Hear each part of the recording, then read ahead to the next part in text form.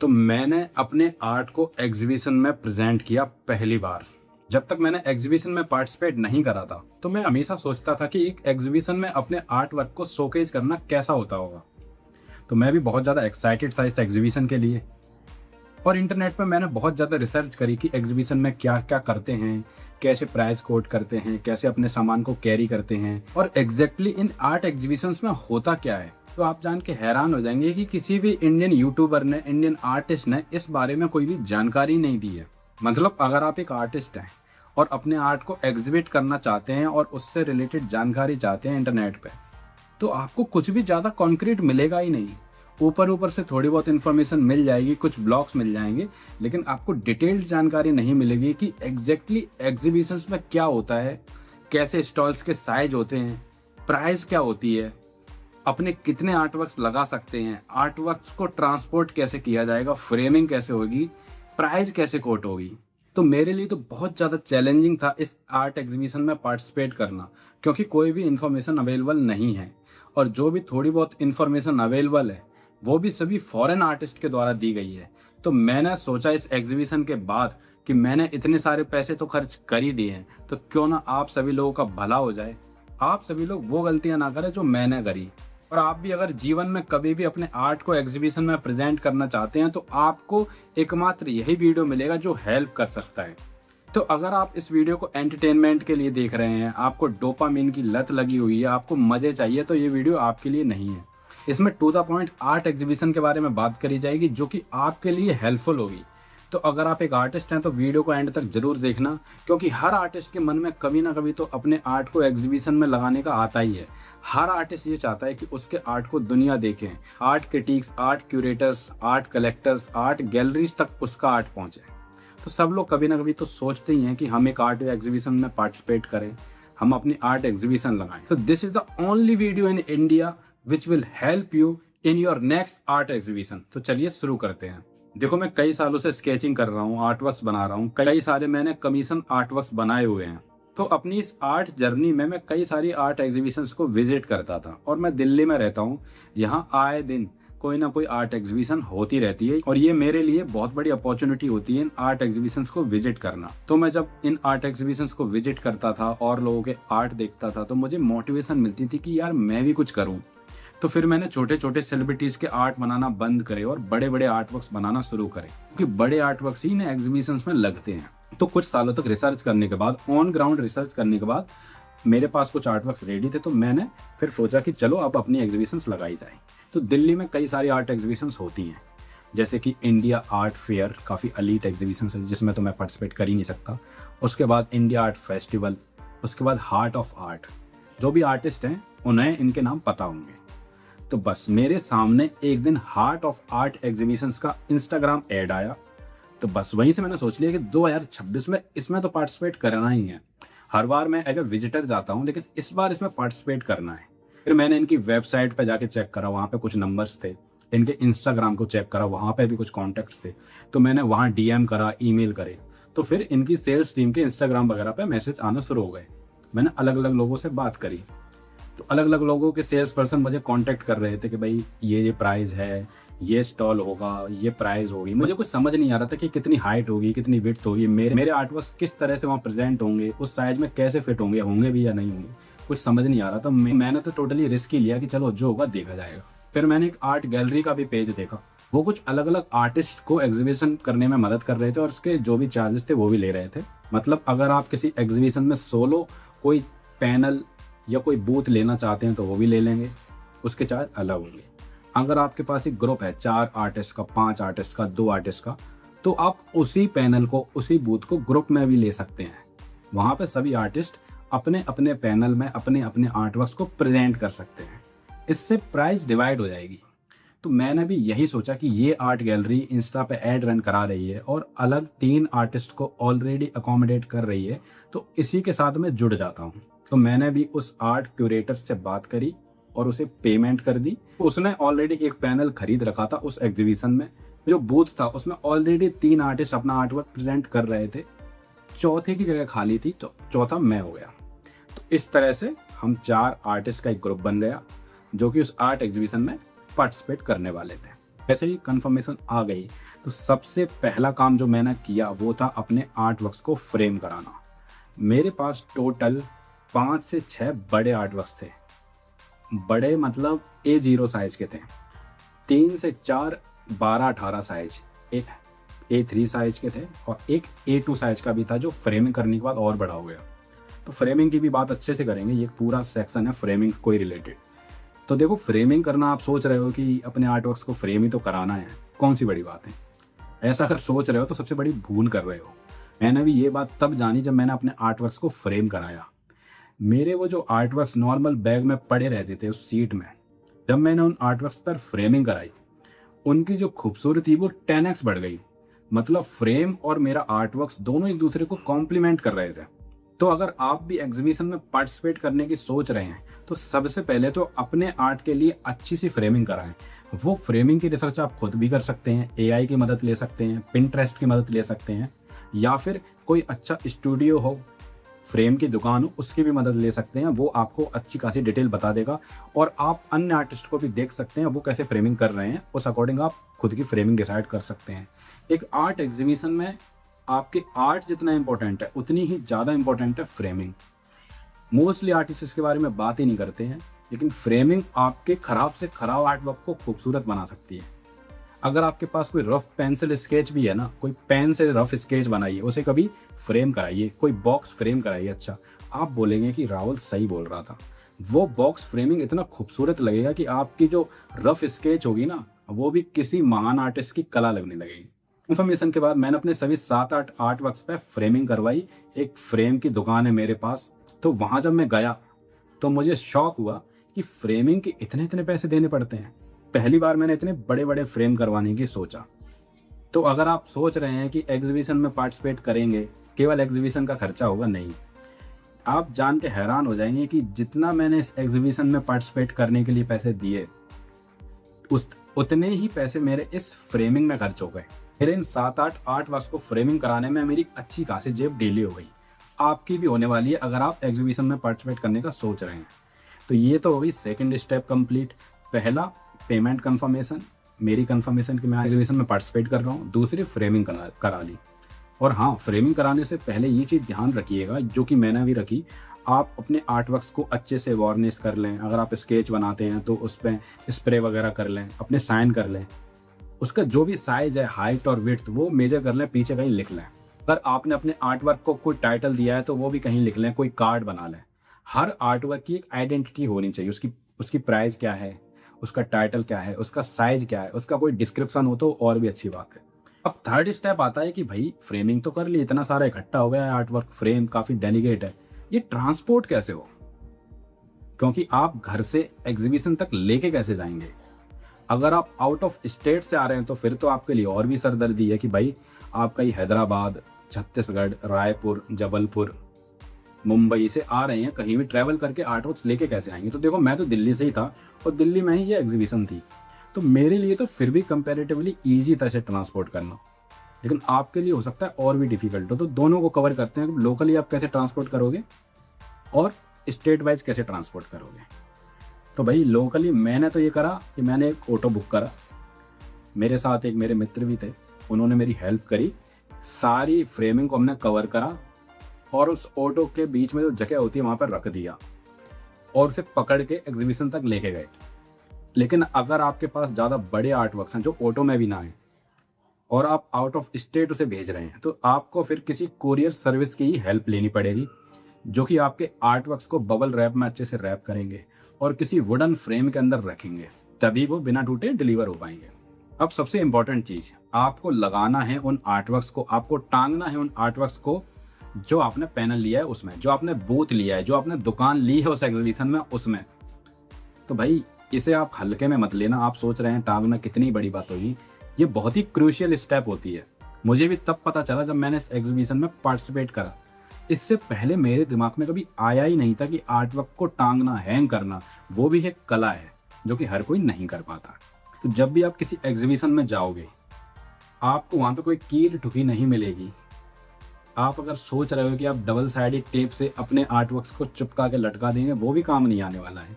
आपको इन एग्जीबिशंस में मिलती है थ्रेड, धागा, जो कि काफ़ी मजबूत होता है। धागे का एक बंडल मिलेगा और कुछ हुक मिलेंगे। हुक्स भी काफ़ी लिमिटेड होते हैं, आपके पैनल के साइज पे डिपेंड करेंगे, आप कितने बड़े पैनल के कितने पैसे दे रहे हो। मुझे 2 ही हुक मिले, उस हुक और मेरे आर्ट वर्क्स थे 6-7 आर्ट वर्क्स थे।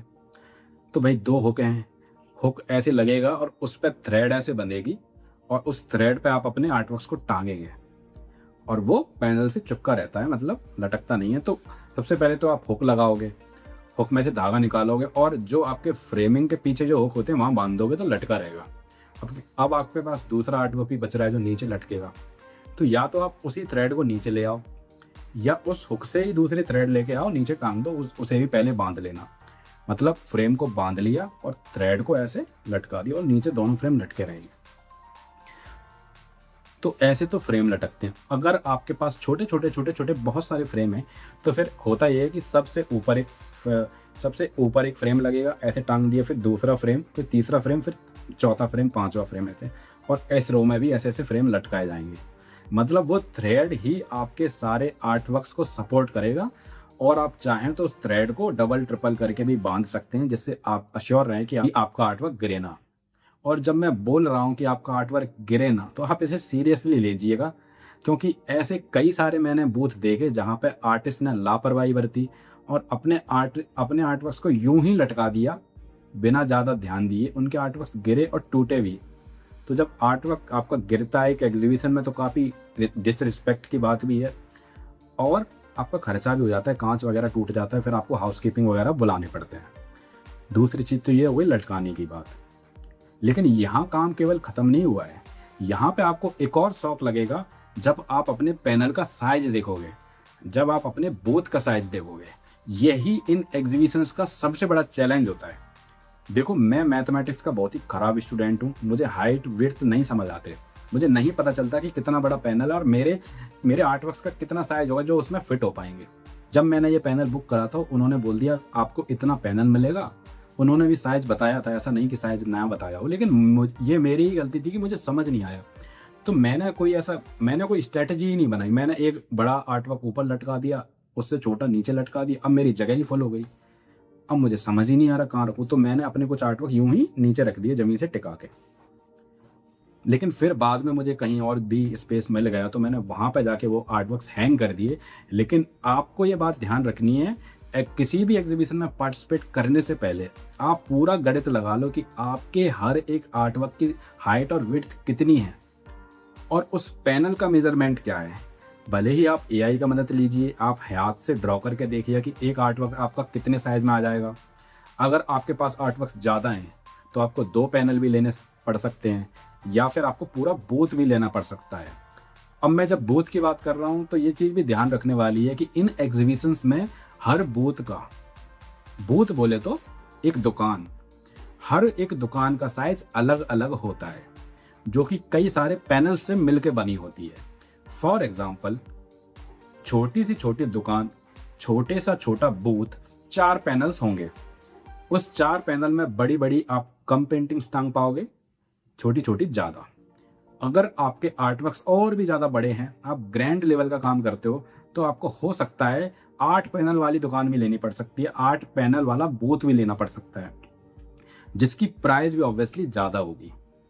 ठीक है, आपको समझ आ गया कि आप जब भी एग्जीबिशन में पार्टिसिपेट करें, अपने पैनल के साइज को समझिए, अपने बूथ के साइज को समझिए, अपने आर्ट वर्क्स के साइज को समझिए और कंपेयर करिए कि आपका जो साइज है फ्रेमिंग करने के बाद, क्योंकि जब आप फ्रेम करोगे तो साइज थोड़ा सा बढ़ भी जाता है। आपका आर्ट वर्क्स फ्रेम करने के बाद उसमें आ भी पाएगा कि नहीं आ पाएगा। ऐसा ना हो कि आप दूसरे स्टेट से आ रहे हो, इतने सारे आर्ट वर्क्स भर के ले आए और वहाँ जब आपने लगाया तो आपके पास जगह ही नहीं बची। तो मैं तो दिल्ली से था और दिल्ली में एग्जीबिशन थी, तो मैं तो एक आर्टवर्क जो मेरा बच्चा उसे मैंने घर पर ला के रख दिया।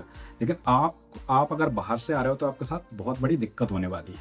तो चलो, यहाँ पे सारे आर्टवर्क्स को मैंने अपने पैनल में हैंग कर दिया, they are ready to display. और एक बात और, कोई भी एग्जीबिशन जब पब्लिक के लिए ओपन हो रही है उससे पहले वह जो भी एग्जीबिटर्स हैं उनके लिए एक दिन पहले ही ओपन हो जाती है, जिससे वह अपने आर्टवर्क्स को हैंग वगैरह कर सकें। तो मैं एक दिन पहले ही गया था, तो मैंने रात को अपने सारे आर्टवर्क्स को लटकाया था। अब अगला दिन है, ऑडियंस धीरे धीरे आना शुरू हो गई। फ्राइडे का दिन था, ऑफिस वगैरह रहता है लोगों का, फ्राइडे इज वर्किंग, तो काफ़ी कम भीड़ थी एज एक्सपेक्टेड। मोस्टली लोग वही आ रहे थे जो कि वहाँ के ऑर्गेनाइजर्स थे, इवेंट के क्यूरेटर्स थे, वही सब लोग आ रहे थे। तो अगर आप ऐसे पर्सन हो जो इंट्रोवर्ट है, जिसने कभी भी पब्लिक से इंटरेक्ट ही नहीं करा है, बस आर्ट ही बनाते रहते हो अपने कमरे में, तो उन्हें मैं बता दूं कि आर्ट बनाने से काम नहीं चलता है, आर्ट को बेचना भी आना चाहिए। तो फिर मैं तो देखो यूट्यूब पे बात भी कर रहा हूँ, ऑफिस भी जाता हूँ, वैसे भी लोगों से इंटरेक्ट करता रहता हूँ, इवेंट्स में भी पार्टिसिपेट करता रहता हूँ, तो मुझे लोगों से इंटरेक्ट करने में इतनी ज़्यादा प्रॉब्लम नहीं हुई। लेकिन कुछ लोगों को हो सकता है बहुत ज़्यादा प्रॉब्लम हो, उनका आर्ट बहुत ही अच्छा हो लेकिन उन्हें अपने आर्ट को एक्सप्लेन करना ही ना आता हो। तो अगर आप एक आर्ट एग्जीबिशन लगा रहे हैं, आपकी इंटरेक्शन कम्युनिकेशन स्किल्स इतनी अच्छी नहीं है, तो मैं सबसे पहले यही बोलूँगा कि पहले अपनी कम्युनिकेशन स्किल्स पे काम करिए, तब जाके आर्ट एग्जीबिशन लगाइए। हो सकता है आपका आर्ट वर्क अच्छा हो लेकिन आपकी प्रेजेंटेशन स्किल्स ही इतनी अच्छी ना हो कि आप अपना आर्ट बेच ही ना पाएँ, आप अपने आर्ट को अच्छे से डिस्क्राइब ही ना कर पाएँ। कई सारे फॉरेनर्स आते हैं, कई सारे एलीट लोग आते हैं जो कि आपसे हिंदी में बात करेंगे ही नहीं, आपको सुनने में थोड़ा हार्श और बिटर लगेगा, लेकिन इन आर्ट एग्जीबिशंस में इंग्लिश बोलना बहुत ही ज़रूरी होता है।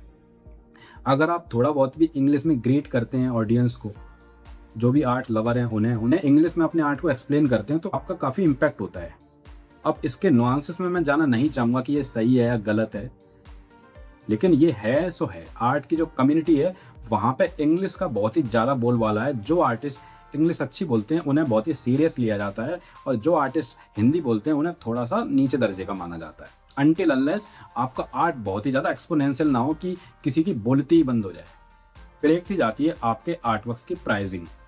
तो देखिए, आपको सबसे पहले ये रिसर्च कर लेनी है कि आप जिस एग्जीबिशन में पार्टिसिपेट कर रहे हैं उसकी ऑडियंस कैसी है। अगर उस एग्जीबिशन में एंट्री फ्री है, इसका मतलब है ऑडियंस का जो लेवल होगा वो अच्छा नहीं होगा। बस में मोस्टली 70% 80% लोग आर्ट लवर होंगे ही नहीं, वो बस एज ए टाइम पास करने आए होंगे। तो वहाँ आपको अपने आर्ट का प्राइस थोड़ा कम रखना है।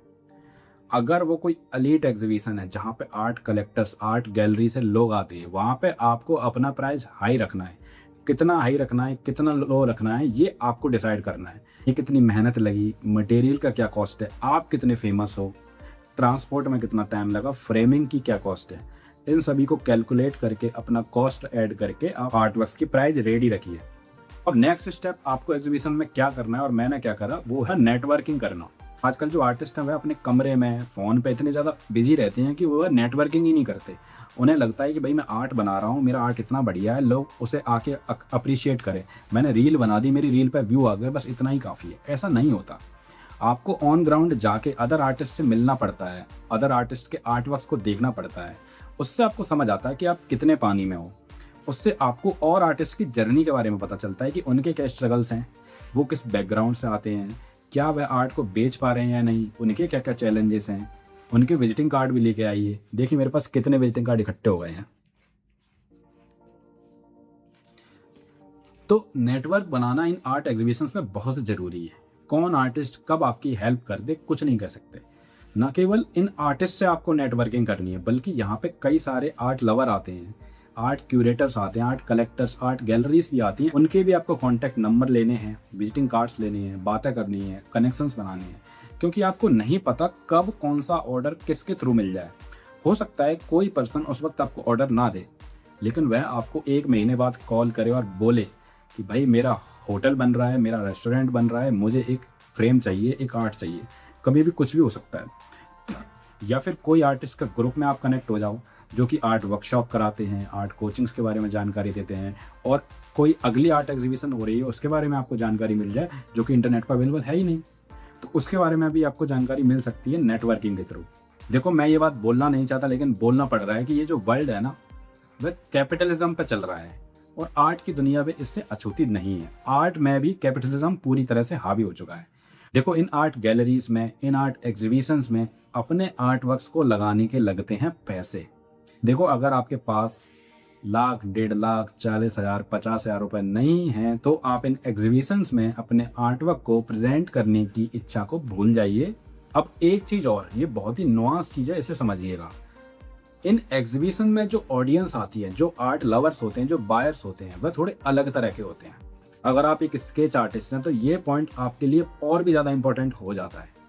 देखिए मोस्टली स्केच आर्टिस्ट जो होते हैं वो किसी सेलिब्रिटी का फेस बनाते हैं, पिंटरेस्ट से कोई इमेज उठा ली उसे ड्रॉ कर देते हैं, लेकिन यही चीज़ इन आर्ट एग्जीबिशंस में अप्रिशिएट नहीं करी जाती। इन आर्ट एग्जीबिशंस में मोस्टली वही आर्टवर्क सेल होते हैं जो कि ओरिजिनल आर्टवर्क्स होते हैं, जो कि कुछ यूनिक होते हैं, जिनकी कोई बैकग्राउंड स्टोरी होती है। मतलब आप अगर एक फेस बना रहे हो जो कि हाइपर रियलिस्टिक भी है, तब भी ये आपको सीरियस नहीं लेंगे, क्योंकि वह उन्हें फेस दिख रहा है, उन्हें समझ आ रहा है। लेकिन वहीं एक आपका आर्ट वर्क है जिसमें फेस है, बीच से कटा हुआ है, पेंट इधर उधर लगे हुए हैं, तो फिर वो कुछ यूनिक हो जाएगा, उसकी एक स्टोरी हो जाएगी। मतलब थोड़ा वियर्ड है, कोई आर्ट लवर, कोई बड़ा आर्ट क्यूरेटर तक ये वीडियो पहुंच गई तो वो हो सकता है थोड़ा ऑफेंड हो जाए, but this is the truth. Mostly art curators, बड़े बड़े आर्ट लवर्स आपके आर्ट को अप्रिशिएट नहीं कर रहे हैं, उसकी यूनिकनेस को अप्रिशिएट कर रहे हैं। फॉर एग्जाम्पल, अगर आप एक आर्ट बनाते हैं जो कि पत्थरों से बना हुआ है, तो आपको लगेगा कि यार पत्थरों से तो बना हुआ है, इतने सारे रोड पे पत्थर पड़े रहते हैं, मैं इनसे बना दूंगा, कितना ईजी होगा। लेकिन ऐसा नहीं है, लोग उसी चीज़ के पैसे देंगे। ये चीज़ एब्स्ट्रैक्ट आर्ट में भी लागू होती है। कोई कैनवास लिया, उस पर अलग अलग पैटर्न बनाए, उन पैटर्न को फिर कुछ नाम दे दिया, कुछ इमोशंस जोड़ दिए, कुछ उसकी एक स्टोरी बना ली, उसके बिकने के चांसेस ज़्यादा हैं रादर आपके एक पोर्ट्रेट के, आपकी एक ऐसी पेंटिंग्स के जो आपने फोटो देख के बनाई है। अगर आप हीरो हीरोइंस के स्केच बना रहे हो, श्रद्धा कपूर, विराट कोहली या प्रेमानंद महाराज जी के पोर्ट्रेट बना रहे हो, और आप सोच रहे हो कि इसे मैं एग्जीबिशन में लगाता हूँ, बेशक आप लगा सकते हो, और आपकी किस्मत अच्छी रही तो आपको इन सभी आर्टवर्क्स के बायर भी मिल सकता है। लेकिन most of the cases in artworks को लोग सीरियस नहीं लेते हैं। लोग उन्हीं आर्टवर्क्स को सीरियस लेते हैं जो कि थोड़े एब्स्ट्रैक्ट होते हैं, जो कि थोड़े अलग होते हैं, जिनका पैटर्न अलग होगा, जो कि अलग अलग शेप्स में खेल रहे होंगे। एक और एग्जांपल देता हूँ कि कोई आर्टिस्ट है जिसने एक घोड़ा बनाया है ब्लैक कलर का, व्हाइट कलर का, लेकिन वहीं कोई आर्टिस्ट है उसने घोड़ा बनाया है पिंक कलर का, आधा पिंक है आधा रेड है, और घोड़े के ऊपर एक बाल्टी से पानी कुराया जा रहा है, घोड़े के पैरों में पंख हैं, दांत उसके स्माइली हैं, और मतलब कुछ भी अजीब और गरीब कुछ भी हो रहा है, तो उसमें लोगों को ज़्यादा इंटरेस्ट आएगा। मुझे नहीं पता ऐसा क्यों होता है, मेहनत दोनों आर्टिस्ट ने करी होगी, लेकिन उसका जो अतरंगी जो इमोशंस है, अतरंगी चीज़ जो अपने आर्ट वर्क्स में कर रहा है, उसमें लोग ज़्यादा इंटरेस्ट होंगे। अब सबसे important thing, elephant in the house, pricing of these exhibitions. I know आप इस पॉइंट का बेसब्री से इंतजार कर रहे होंगे। तो देखो, मैंने इस एग्जीबिशन में एक पैनल के कितने रुपए दिए? मैंने इस एग्जीबिशन में पार्टिसिपेट करने के लिए दिए 11,000 रुपये। ठीक है, पता चल गई आपको प्राइस? ओके। तो हर आर्टिस्ट से इन एग्जीबिशंस में अलग अलग प्राइस मांगे जाते हैं। जब एग्जीबिशन स्टार्ट हो रही है तो हो सकता है ज़्यादा प्राइस हो, एंड होते होते अगर पैनल सेल नहीं हुए हैं तो कम प्राइस भी हो सकती है। कई एग्जीबिशन में प्राइस फिक्स्ड होती है, बिल्कुल भी कम नहीं करेंगे, और कई एग्जीबिशन में वहाँ के सेल्स पर्सन नेगोशिएशन में प्राइस कम कर देते हैं। अब प्राइस कैसे डिसाइड होती है? प्राइस डिसाइड होती है आप किस साइज का बूथ ले रहे हो, आप कितने आर्टवर्क्स लगाओगे इन बूथ में, क्या आप उस बूथ का, उस दुकान का एक हिस्सा ले रहे हो, तो उसके प्राइस कम होंगे।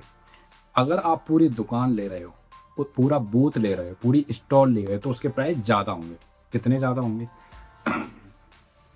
आप एक स्टॉल ले रहे हो जिसमें 5 से 6 पैनल हैं, तो उसका प्राइस 50,000 से लेके 1-1.25 लाख तक हो सकता है, based on different exhibition and their level.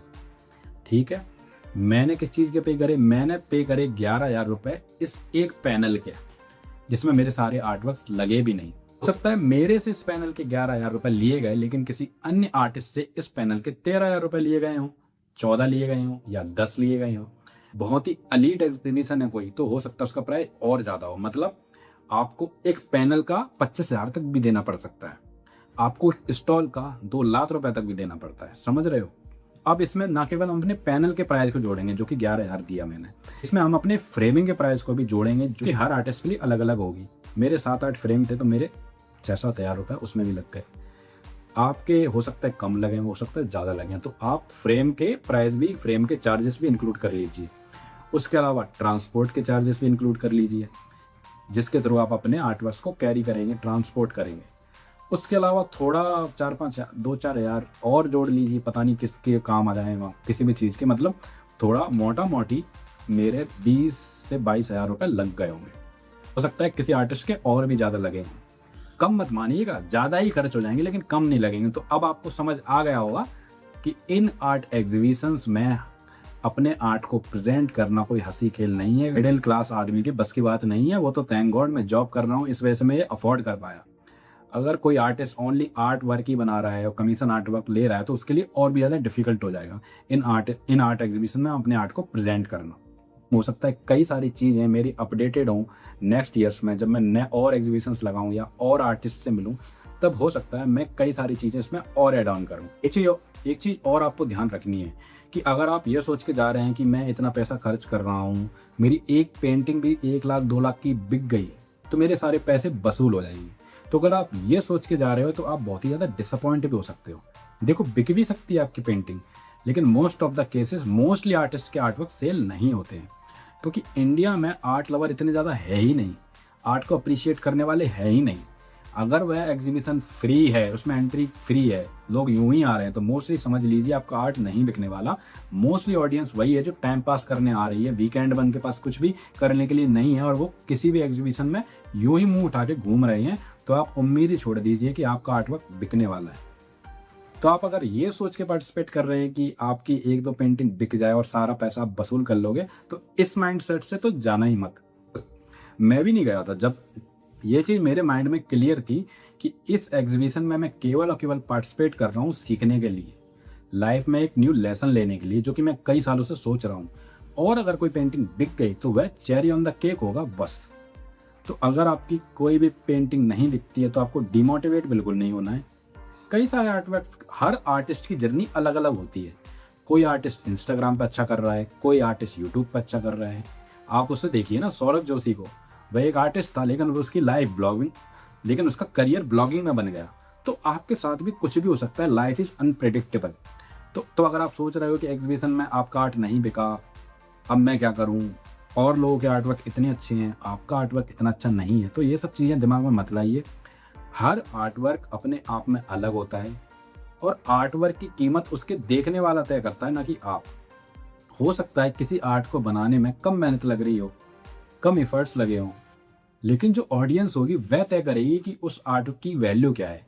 आप इस माइंडसेट से ही एग्जीबिशन में एंटर करना कि आप वहाँ कुछ सीखने जा रहे हो जो कि आपकी लाइफ में आगे काम आएगा, आपकी आर्ट जर्नी में आगे काम आएगा। ये बिल्कुल भी मत सोचिएगा आप वहाँ पैसे कमाने जा रहे हो।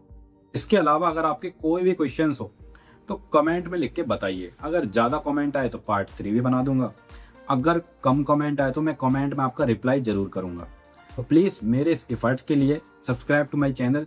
हो सकता है ये मेरे वीडियोस आपकी आर्ट जर्नी में काम आए, आपके आर्ट करियर बनाने में काम आए। तो मिलते हैं नेक्स्ट वीडियो में, तब तक के लिए जय हिंद, जय भारत।